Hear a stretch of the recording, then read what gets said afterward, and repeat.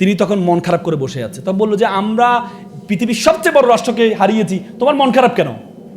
আমার মন খারাপ হচ্ছে আমাদের পতন অনিবার্য। আমাদের পতন অনিবার্য কাদের হাতে? মুসলিম যুবকদের হাতে। কারণ তারা তো কোরআনকে ব্যাখ্যা করেছে, তারা তো আল্লাহ রাসূলের হাদিস পড়েছে। বলেছে না খোরাসান থেকে কি আসবে? খোরাসান থেকে একটা কালো পতাকাধারী এসে জেরুজালেম রক্ষা করবে, বলেছে না? তাদের মাথায় ঢুকেছে খোরাসান কোথায়? বর্তমানে ইরানে। জেরুজালেম রক্ষা করবে। তখন তারা চিন্তা করলো আগামীর যে প্রবলেম, এটা আমাদের জন্য থ্রেট হচ্ছে কে? মিডল ইস্ট, এবং ইরান হতে এই মিডল ইস্টটা। তখন তাদের ইউরোপ থেকে যত ঘাঁটি আছে সব ঘাঁটি তারা নিয়ে আসে মিডল ইস্টে, কুয়েতে, ইরাকে, সৌদি আরবে, বাহরাইনে, তারপরে কি সবগুলো ঘাঁটি তারা নিয়ে আসছে। কেন? ইরানকে এবং মুসলিম রাষ্ট্র ইরাক এদেরকে ঠেকানোর জন্য। তখন ওয়ার অন টেরোরিজম শুরু করেছে তারা দুইটা পলিসি গ্রহণ করেছে। এক হচ্ছে কাটা দিয়ে কাটা ফোয়া, আর একটা হচ্ছে মুসলিম যুবককে নৈতিকতা ধ্বংস করে দেওয়া। কাটা দিয়ে কাটা ফোয়া মানে মুসলিম দিয়ে মুসলিমকে ধ্বংস করা। ইরাককে বলেছে তোর অস্ত্র দিব, ইরানের উপর হামলা কর। ব্যাপক অস্ত্র দিছে, অস্ত্র দিয়ে হামলা করলো, যুদ্ধ হলো প্রায় 11 বছর। এরপর ইরাকের বলে যে অস্ত্র দিছে, অস্ত্রগুলো ফেরত দে, না হলে তোর উপর আক্রমণ। এবার সাদ্দামকে শেষ করে দিল। মানে দেখে কাটা দিয়ে কাটা ফোয়া, হুজুর দিয়ে শেষ করা। এখান থেকে আমাদের শিক্ষা নিতে হবে। আলেম দিয়ে আলেমদেরকে শেষ করা, আলেম দিয়ে আলেমদেরকে শেষ করবে, কাটা দিয়ে কাটা ফোয়া, এটা আমাদের দেশেও চলমান। আগে আমাদের বাংলাদেশে বলা হতো যে মোল্লার দৌড় মসজিদ পর্যন্ত, এই কথাটা সবসময় বলতো। কিন্তু আমাদের যে মোল্লারা, আমাদের কওমি অঙ্গনের ভাইরা আমাকে যখন ইনভাইট করেছিল, আমি আসলে আপনাদের যে মানে ফারসাইডনেস, যে দূরদৃষ্টি, যে আন্তর্জাতিক একটা, এটা Rohingya is not a national issue, it's a international issue, আন্তর্জাতিক একটা ইস্যু।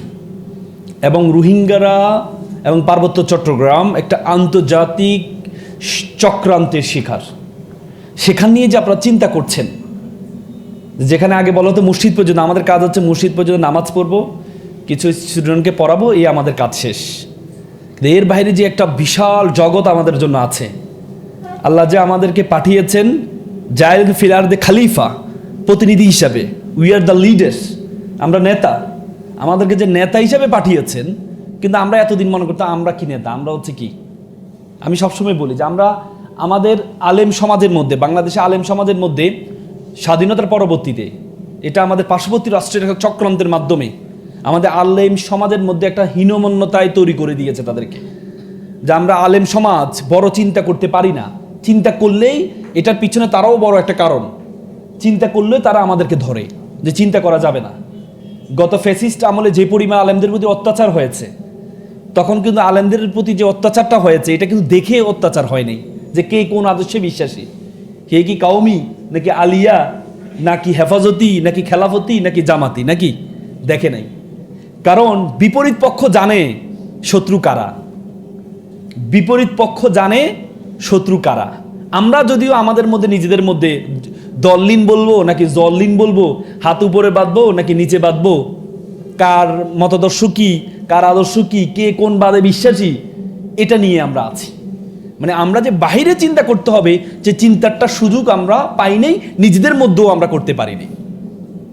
কিন্তু এই যে একটা সুযোগ তৈরি হয়েছে, এই যে একটা সুযোগ তৈরি হয়েছে বাংলাদেশে, এবার গণ অভ্যুত্থানে মাদ্রাসা শিক্ষার্থীরা যেভাবে অবদান রেখেছে, এজন্য কওমি অঙ্গন থেকে একজনকে নিয়ে উপদেষ্টা পরিষদে অংশগ্রহণ করিয়েছেন। কেন করিয়েছেন?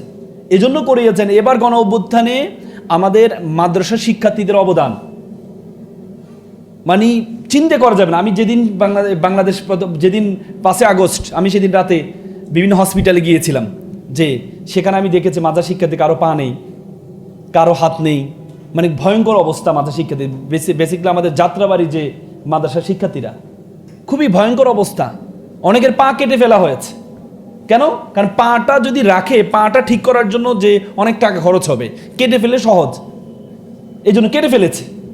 তো সুতরাং আজকে আমাদের আলেম সমাজের মধ্যে এই যে একটা নতুন একটা সুযোগ হয়েছে, আমরা বলি যে অনেকে ভাবি যে আমরা মক্কা বিজয় করে ফেলেছি, এটা মক্কা বিজয়।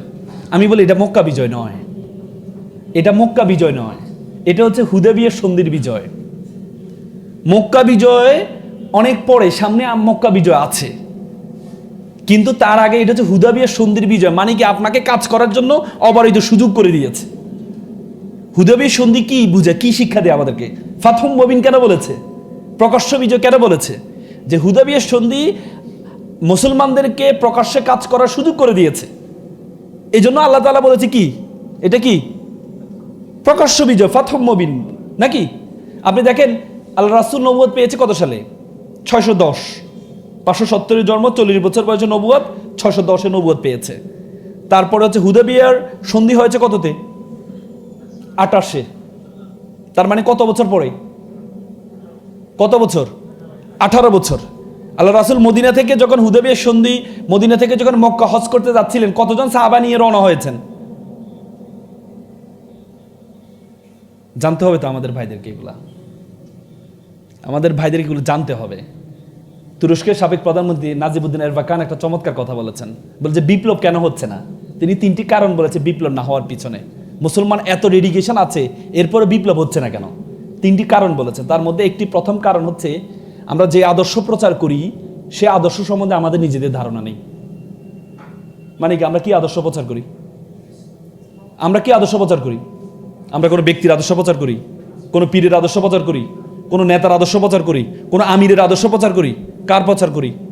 আল্লাহ এবং তার রাসূলের। আল্লাহ এবং রাসূল সর্বশেষ বিদায় হজের ভাষণে কি বলেছেন? তার রাখতু ফিকুর আমরাইন লান তাদুল্লু মা তামাসসাকতু বিহিমা কিতাবুল্লাহি ওয়া সুন্নাত রাসূল। I have given the two things. One is a Quran, another is a Sunnah. If you follow the both things, you won't lose your way. তুমি কখনো তোমার পথ হারাবা না।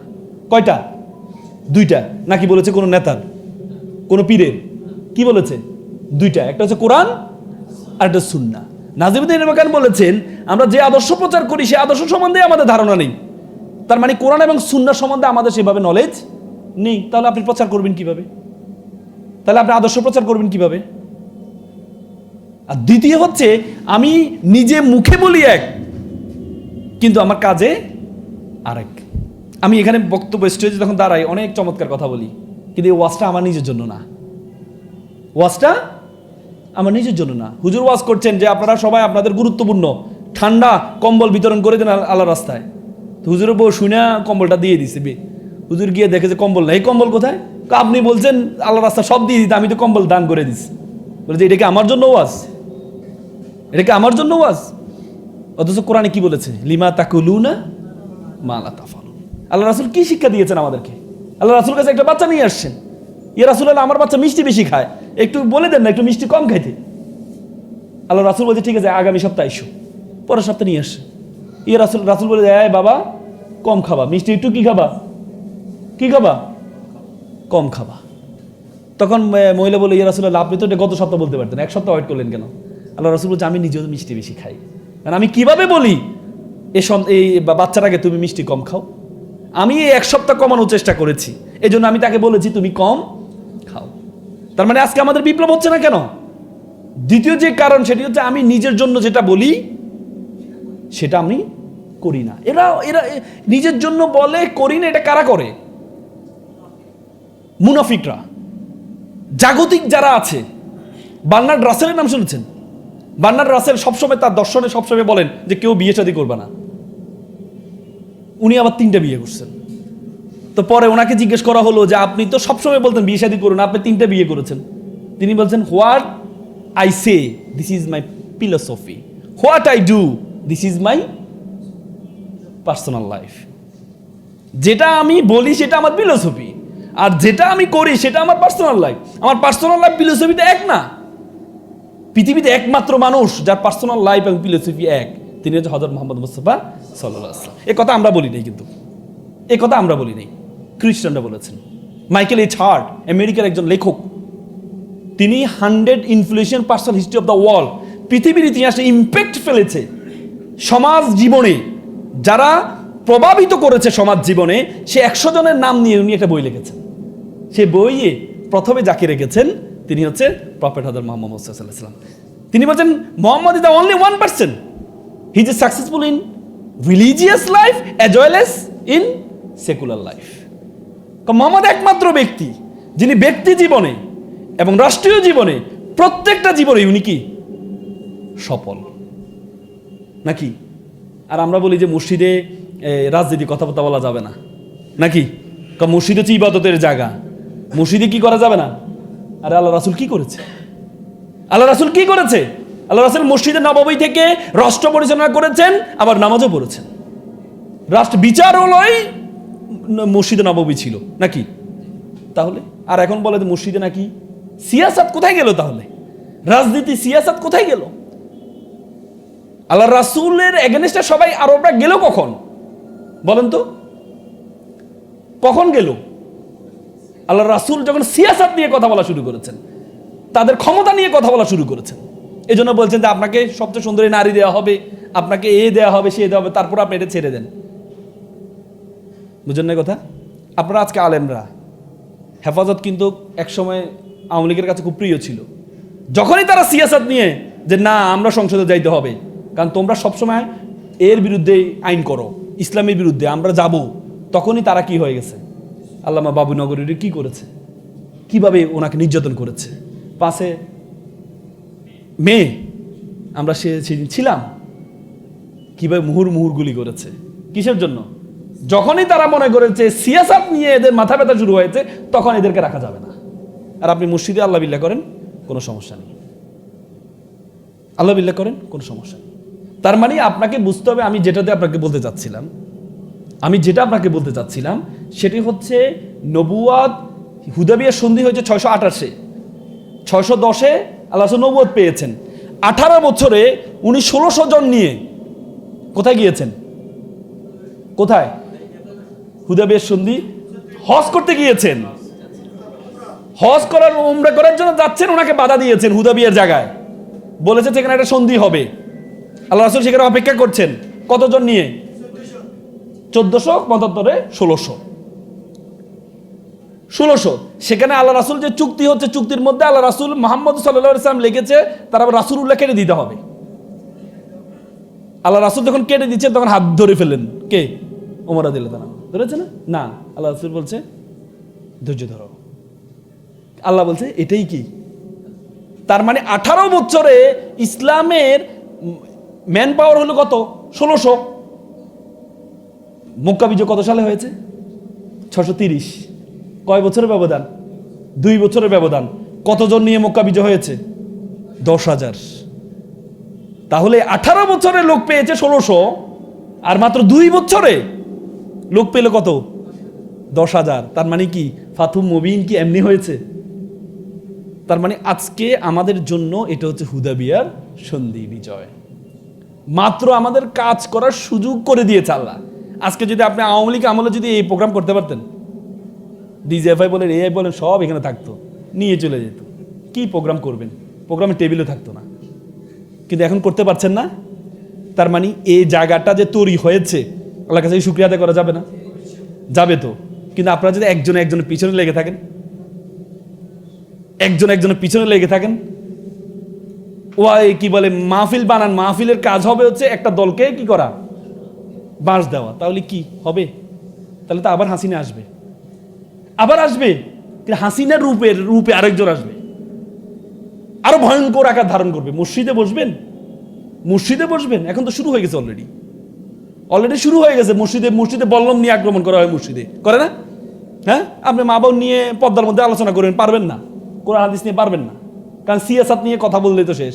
বলে যে এরা কোরআন হাদিস নিয়ে কথা বলবে, সিয়াসাত নিয়ে। দেখেন মাহফিলে ওয়াজগুলো দেখেন, প্রত্যেকটা ওয়াজে হস্তক্ষেপ করা হয়। এই রাজনীতি কথাবার্তা বলা যাবে না কোরআন হাদিসের, কোরআন হাদিস রাজনীতি। তার মানে কি আপনি কোরআন হাদিসকে ছোট করছেন? কোরআনে বলেছেন each and everything mention in Quran. Quran হচ্ছে এটা কি? কনস্টিটিউশন, যেখানে জুতা সেলা হতে রাষ্ট্র পরিচালনা পর্যন্ত প্রত্যেকটা জিনিস কোরআনের মধ্যে আছে। আর আপনি বলেন কোরআনে কি রাজনীতি কথা বলা যাবে না? তাহলে আর এটা মাহফিল কি হইল?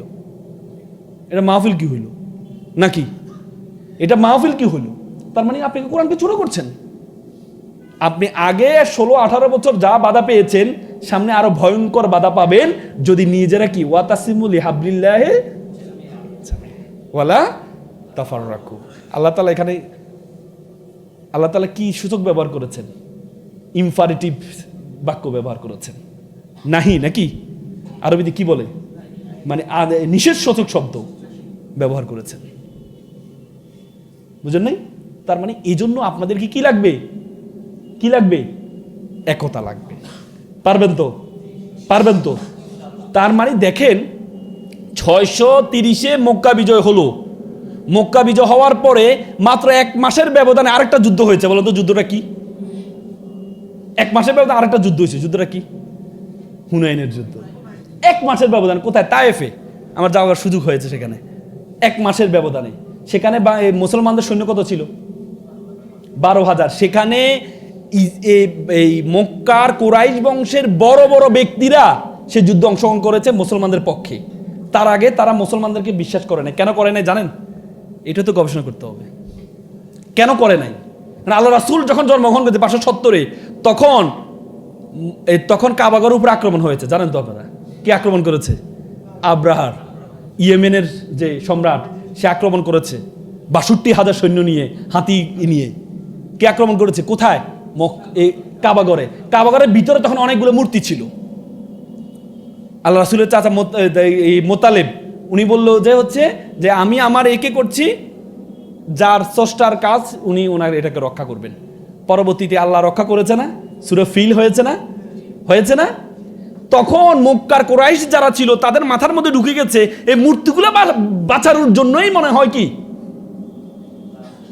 মূর্তিগুলা বাঁচানোর জন্যই মনে হয় কি আল্লাহ কি পাখি পাঠাইছেন। এই জন্য এরা কি ইসলাম গ্রহণ করে নাই। যখন মক্কা বিজয় মুসলমানরা 10,000 নিয়ে আসতেছেন, তখনও তারা আল্লাহ দিকে তাকাইছে, আল্লাহ তুমি আমার মূর্তিরে বাঁচাও। বুঝেন নাই? যে আল্লাহ তুমি কি করো? আমার মূর্তিরে বাঁচাও। যখন দেখলো যে না, মূর্তি তো বাঁচাইলেও না, বরং আল্লাহ রাসূল গিয়ে মূর্তি ভাঙলেন, তখন দেখলো যে না, আল্লাহ যে 570-এ যে এই পাখি পাঠিয়েছে, কি পাখি? আবাবিল পাখি পাঠিয়েছে মূর্তির জন্য না, কিসের জন্য? কাবাগর বাঁচানোর জন্য। তখনই তারা চিন্তা করলো না, এতদিন আমাদের যে ধারণাটা ছিল এই ধারণাটা ভুল ছিল। এতদিন আমাদের যে ধারণাটা ছিল এই ধারণাটা ভুল ছিল। ভাই, ইসলামের মতো মানে আমি সেজদা অবনত হয়ে যায় যখনই একটা জিনিস চিন্তা করি। ইসলামের মতো এত সাইন্টিফিক রিলিজিয়ন আপনি কোথাও পাবেন না। এই জন্য তো ইসলামের প্রথম স্লোগান ছিল ইকরা। ইসলামের প্রথম স্লোগান কি? আল্লাহ রাসূলের কি প্রথমে বলছে হে রাসূল আল্লাহ আপনি আল্লাহু আকবার বলেন নাকি? বলেছে নারে তাকবীর আল্লাহু আকবার বলেছে। কি বলেছে? ইকরা, পড়ো। পড়ো। তুমি পড়বা যত, সৃষ্টিকর্তা সম্বন্ধে তোমার ধারণা তত বেশি বেড়ে যাবে। এই জন্য রাসূলকে বলছে কুল হাল ইয়াস্তাবিল্লাযিনা ইয়ালামুনা ওয়াল্লাযী লা ইয়ালাম। Who knows and who doesn't know all are not same. যে জানে, যে জানে না, সে কি না? এক না। এই জন্য জানতে হবে আপনাদেরকে, জানতে হবে আপনাদেরকে, আমাদেরকে। মানে বিশ্বাস করেন, everyday is my school day. এখানে বড় আলেমরা আছেন, সাদি ভাই আমি খুব সম্মান করি ওনাকে। আমার যদি ভুল হয় আমাকে ভুল ধরিয়ে দিবেন। আমি সবসময় বলি কোরআন হাদিস থেকে আমার অনেক ভুল আছে, আমি চেষ্টা করছি। আমি কোরআন এই আরবিটা শেখার জন্য আমি ঢাকা বিশ্ববিদ্যালয়ের ছাত্র ছিলাম, তখন আন্তর্জাতিক ভাষা ইনস্টিটিউট আছে আমার ঢাকা বিশ্ববিদ্যালয়ে। সেখানে আরবি এবং সংস্কৃতি, হিন্দু ধর্ম জানার জন্য আর মুসলমান ধর্ম জানার জন্য আরবিটা শিখেছি। পুরো শিখতে পারিনি, যতটুকু শিখেছি এখনো শিখছি এভরিডে। যত শিখতে যাই তত মনে হয় কি মহাসমুদ্র ইসলাম। আল্লাহু আকবার, কি মহাসমুদ্র, কি মহাসমুদ্র। বাইবেল, আজকে যে খ্রিস্টান নিয়ে কথা হচ্ছে, বাইবেলে বলেছে প্রথম আবিষ্কার হয়েছে কি? আলো। বাইবেলে বলেছে প্রথম আবিষ্কার হয়েছে কি? আলো। আলো কি আবিষ্কার হয়েছে? আর আল্লাহ বলেছে আমি প্রথম আবিষ্কার করেছি। প্রথম দিন কি? শুক্রবারে কি তৈরি করেছি? শনিবারে কি বানিয়েছি? পৃথিবী তৈরি করেছি। দ্বিতীয় দিন আমি যখন পৃথিবীটা কম্পন শুরু করেছে, আলাম নাজআল আরদা মিহাদা, আমি পৃথিবীকে কি করি নাই? সমতল করি নাই। ওয়াল জিবালা আওতাদা, আর আমি যখন কম্পন শুরু হয়েছে তখন জিবাল প্যারাক স্বরূপ কি করেছি? পাহাড়কে বসিয়ে দিয়েছে। তার মানে দ্বিতীয় দিন পাহাড় তৈরি করেছেন, তৃতীয় দিন সূর্য চন্দ্র তৈরি করেছেন। আর ওরা বলে আলো। বর্তমান বিজ্ঞান বলে আমরা যে আলো পাই এটা সূর্য থেকে পাই। কোরআনে সূর্যকে বলছে সিরাজ। কি বলেছে? কি? সিরাজ মানে হচ্ছে টর্চ লাইট, যেটা থেকে আলো বের হয়। আর চাঁদকে বলেছে মনির। মনির মানে কি? যে অন্য থেকে আলো নেয়। তার মানে এখন বর্তমান বিজ্ঞান বলে চাঁদের নিজস্ব কোনো আলো নেই, চাঁদও আলো নেই। কোথায় থেকে? সূর্য থেকে। তাহলে বাইবেলে যে বলেছে প্রথমে আলো, আলোটা আসলো কোথায় থেকে? তাহলে বিজ্ঞানের সাথে সাংঘর্ষিক নাকি বৈধ? কি সাংঘর্ষিক? এটা কি বুঝাইতে হবে না? এটা কি বুঝাইতে হবে না? যারা খ্রিস্টান হচ্ছে, যারা খ্রিস্টান দিকে চলে যাচ্ছে, তাদেরকে বুঝাইতে হবে না যে তোমার বাইবেল কি সঠিক? তোমার বাইবেল কি সঠিক? এটা কি আপনি এমনি বললে হবে? না না না, আমাদের কোরআন হচ্ছে সর্বশেষ, এটাই মানতে হবে, এ কথা বললে হবে? আল্লাহ তো বলেছে উদু ইলা সাবিলি রাব্বিকা বিল হিকমা, তোমাকে হিকমতের সহকারে দাওয়াত দিতে বলছে। আপনাকে বলে নাই কি নর্মাল ওয়াইতে আপনি বলবেন, সেটা বিশ্বাস করে নিবে? আল্লাহ কি বলেছে? হিকমা। হিকমা মানে কি? সাইন্টিফিক ওয়াইতে আপনাকে দাওয়াত দিতে হবে। তারা সাইন্টিফিক ওয়াইতে দাওয়াত দেয়, আর আমরা বলি এই না মুসলমান থাকো, মুসলমান থাকো, জান্নাত পাবা, জান্নাত পাবা। আর তারা তাদেরকে বুঝিয়ে বুঝিয়ে নিয়ে আসে। কিন্তু আপনাকে তো কম্পারেটিভ ডিফারেন্সটা তৈরি করে নিতে হবে। বাইবেলের সাথে কোরআনের সাথে কি পার্থক্য? গ্যালিলিও নাম শুনেছেন না? গ্যালিলিও, যিনি সূর্য এই করেছেন, এই থিওরিটা দিয়েছেন, তিনি গ্যালিলিও 1662 সালে তিনি প্রথম বলেছেন, বাইবেলে বলা আছে যে পৃথিবীর চারপাশে সূর্য ঘুরে, কারণ পূর্ব দিকে উঠে পশ্চিম দিকে উদয় যায়, তার মানে কি পৃথিবীর চারদিকে ঘুরে। গ্যালিলিও 662 সালে বলেছেন না, পৃথিবী সূর্য চারপাশে ঘুরে। এ কথাটা 1500 বছর আগে কে বলেছে? কোরআনে বলেছে। যখন গ্যালিলিও বলেছেন তখন যারা ক্যাথলিক, যারা ছিল পরিযাজক ছিল, তারা বলেছে ধর্মের বিরুদ্ধে কথা বলেছে। পরে গ্যালিলিওকে গ্রেপ্তার করা হয়। তার একটা স্টোরি অফ মেসেঞ্জার একটা বই আছে, বইটা নিষিদ্ধ করা হয়, তাকে গ্রেপ্তার করা হয়, যাবজ্জীবন তাকে সাজা দেওয়া হয়।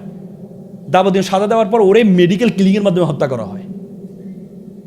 বাংলাদেশে কি এরকম হয়নি? হয়েছে কিনা? যাবজ্জীবন দেওয়া হয়নি?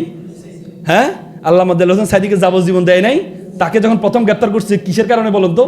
প্রথম মামলাটা কি হয়েছে? ধর্মীয় অবমাননা, কোরআন অবমাননা। যিনি কোরআনের করেন ওনাকে দিয়ে, তার মানে দেখেন দেখেন তাদের সাথে আপনি মিলান, যুগ যুগ ধরে মিলান।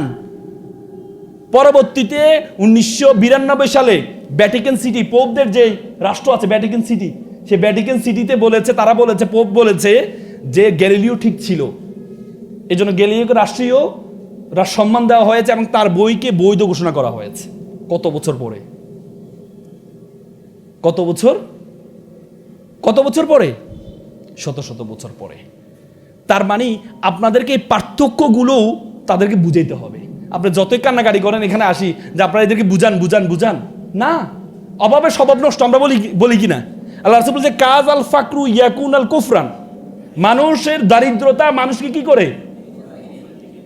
মানে কুফরের দিকে নিয়ে যায়। আল্লাহ রাসূল সবসময় একটা দোয়া পড়তেন, আউযুবিল্লাহ মিনাল কুফরি ওয়াল ফাকরি, মেবি ফিকরি, হাদিসে আছে, ভুল হতে পারে, যে আমাকে কুফরি থেকে এবং ফকির হওয়া থেকে আমাকে কি করিও তুমি? হেফাজত করো, আল্লাহ রাসূল বলতেন নাকি? তার মানে এই যে যারা আজকে মুসলমান থেকে খ্রিস্টান হয়ে যাচ্ছে, তারা কেন হচ্ছে? অভাবের কারণে। অভাবের কারণে আজকে আমাদের মিডিল ইস্টে যে কোটিপতি, হাজার হাজার মিলিয়ন মিলিয়ন ডলার আছে মুসলমানদের, তারা হচ্ছে এটা নিয়ে কি ভোগ বিলাসে আছে। আর খ্রিস্টান মিশনারিগুলো, আমি আপনাদেরকে বলেছি, আমি আজকে ডিফারেন্ট ওয়েতে আপনাদেরকে বলেছি, আমি আলোচনা করব। আজকে বাংলাদেশ পৃথিবীর রাজনীতির একটা ফ্যাক্ট হয়ে দাঁড়িয়েছে। আপনি বলবেন এই ছোট্ট দেশ, এই ছোট্ট বাংলাদেশ, আমি বলি ছোট্ট বাংলাদেশ। আমি ব্যাখ্যা দিচ্ছি আপনাদেরকে। আপনারা জানেন 1945 সালে দ্বিতীয় বিশ্বযুদ্ধ হয়। 1945 সালে দ্বিতীয় বিশ্বযুদ্ধ হওয়ার পরে দেখেন তখন ইউরোপ থেকে এটাকে বলে হচ্ছে ইস্ট ওয়ার্ড শিফট, মানে পূর্বের দিকে ধাবিত হওয়া। ইস্ট ওয়ার্ড শিফট মানে পূর্বের দিকে ধাবিত হওয়া। আপনি দেখেন 1945 সালে সুপার পাওয়ার কে ছিল? পরে রাশিয়া। রাইজিং পাওয়ার ছিল আমেরিকা। তারপর তাদের মধ্যে কোল্ড ওয়ার হয় এবং দেখবেন আপনি আমেরিকার যত ঘাঁটি, ন্যাটো ট্যাটো সব কিছু কোথায়? ইউরোপে ছিল। তখন ন্যাটো তৈরি করেছে। ন্যাটো মানে কি? আমার উপর আক্রমণ করলে তোমরা সবাই মিলে কি আমেরিকাকে কি করবা? রক্ষা করবা। ন্যাটো তৈরি করেছে। 1990 সালে যখন সোভিয়েতের পতন হয়, তখন তারা চমৎকার করে আনন্দ করছিল। পৃথিবীর সবচেয়ে বড় রাষ্ট্র, পৃথিবীর জমিনের 1/8 হচ্ছে রাশিয়া। রাশিয়া নিজে একটা মহাদেশের সমান। ইউরো এশিয়া বলে, এশিয়া এবং ইউরোপ জুড়ে, পুরা জুড়ে রাশিয়া, সে রাশিয়াকে হারিয়েছে, তারা ব্যাপক আনন্দ করছে। সেখানে তাদের একজন দার্শনিক ছিলেন স্যামুয়েল হান্টিংটন, তার একটা বই আছে ক্লাশ অফ সিভিলাইজেশন। তিনি তখন মন খারাপ করে বসে আছে, তখন বললো যে আমরা পৃথিবীর সবচেয়ে বড় রাষ্ট্রকে হারিয়েছি, তোমার মন খারাপ কেন? আমার মন খারাপ হচ্ছে আমাদের পতন অনিবার্য। আমাদের পতন অনিবার্য কাদের হাতে? মুসলিম যুবকদের হাতে। কারণ তারা তো কোরআনকে ব্যাখ্যা করেছে, তারা তো আল্লাহ রাসূলের হাদিস পড়েছে। বলেছে না খোরাসান থেকে কি আসবে? খোরাসান থেকে একটা কালো পতাকাধারী এসে জেরুজালেম রক্ষা করবে, বলেছে না? তাদের মাথায় ঢুকেছে খোরাসান কোথায়? বর্তমানে ইরানে। জেরুজালেম রক্ষা করবে। তখন তারা চিন্তা করলো আগামীর যে প্রবলেম, এটা আমাদের জন্য থ্রেট হচ্ছে কে? মিডল ইস্ট, এবং ইরান হতে এই মিডল ইস্টটা। তখন তাদের ইউরোপ থেকে যত ঘাঁটি আছে সব ঘাঁটি তারা নিয়ে আসে মিডল ইস্টে, কুয়েতে, ইরাকে, সৌদি আরবে, বাহারাইনে, তারপরে কি সবগুলো ঘাঁটি তারা নিয়ে আসছে। কেন? ইরানকে এবং মুসলিম রাষ্ট্র ইরাক এদেরকে ঠেকানোর জন্য। তখন ওয়ার অন টেরোরিজম শুরু করেছে তারা দুইটা পলিসি গ্রহণ করেছে। এক হচ্ছে কাটা দিয়ে কাটা ফোয়া, আর একটা হচ্ছে মুসলিম যুবককে নৈতিকতা ধ্বংস করে দেওয়া। কাটা দিয়ে কাটা ফোয়া মানে মুসলিম দিয়ে মুসলিমকে ধ্বংস করা।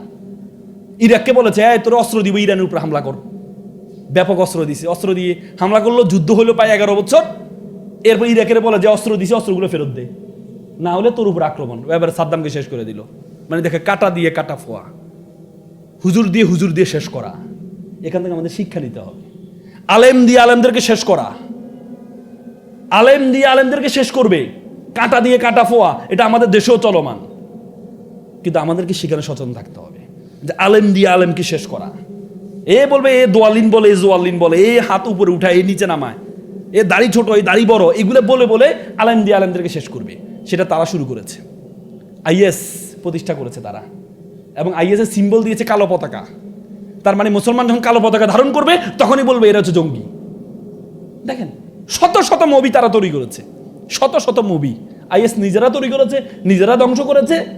শেষে দিয়ে আমাদের মুসলিম যে কালো পতাকাটা, লা ইলাহা ইল্লাল্লাহ যে পতাকাটা, এই পতাকাটাকে কি বিতর্কিত করে দিল। আপনি বাংলাদেশে কালো পতাকাটা নিয়ে হাঁটেন, কালকে আপনি গ্রেপ্তার হবেন। হাঁটেন না, পারবেন? আজকে এখানে একটা কালো পতাকা রাখতেন, আপনি প্রোগ্রাম করতে পারতেন না। তার মানে কি? দেখেন তারা কি করেছে। আর দ্বিতীয় হচ্ছে মুসলিম যুবককে নৈতিকতা ধ্বংস করে দেওয়া। ইন্টারনেটকে অ্যাভেলেবল করে দিয়েছিল, মুসলিম যুবকরা যখন পর্নোগ্রাফি আসক্ত থাকবে তখন আর কোরআন হাদিস ভুলে যাবে।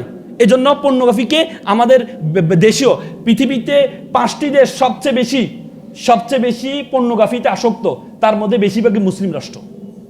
তার মধ্যে 1 নম্বর হচ্ছে পাকিস্তান। তার মানে আপনি বুঝেন তাদের যে ষড়যন্ত্র শুরু হয়েছে। তার মানে দেখেন, তখন তারা মিডল ইস্টে চলে আসলো। কোথায় আসছে? মিডল ইস্টে চলে আসে। মিডল ইস্ট সব শেষ করে দিছে।